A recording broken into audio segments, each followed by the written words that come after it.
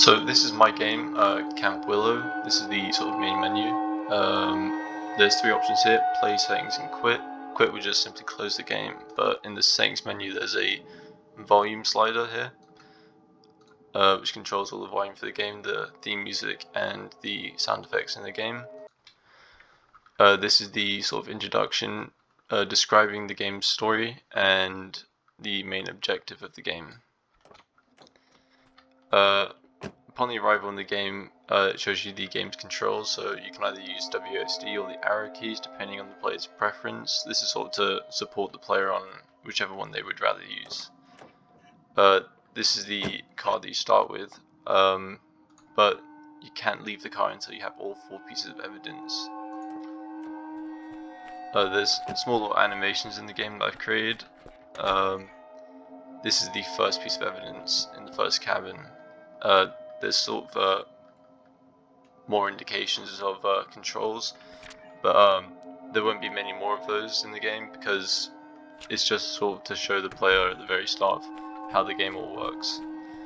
Every asset you see in the game was all created by myself, apart from the parallax background, which you'll see at the top here. The whole parallax background was from the Unity store. But every single asset, like in this room, this is all produced by myself. This is the third piece, and that's the first time you see the entity. Both of these doors work separately, so if I come out this door, I'll come out the right side.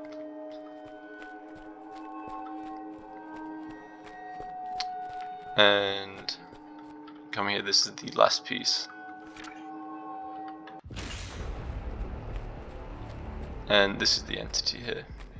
I'm just going to die quickly so that you see that there is a sort of UI showing you when the player has died.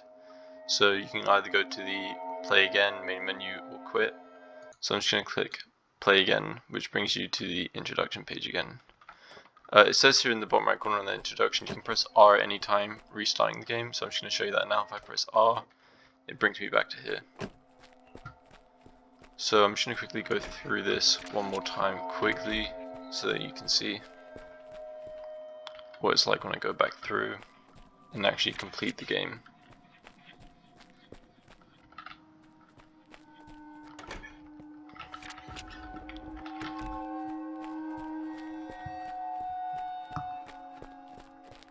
Also, there is a timer in the top left corner so that the player could try and get a high score.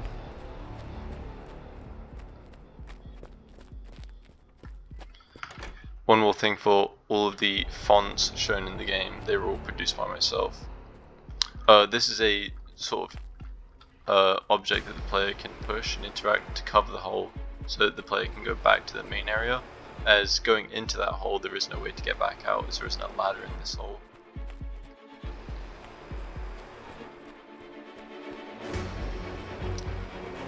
And since we have all the papers now, we can go into the car and start it up.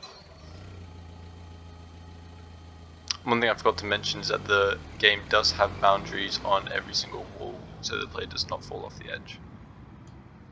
And this is the final scene, showing that the player has completed the game. And that's all.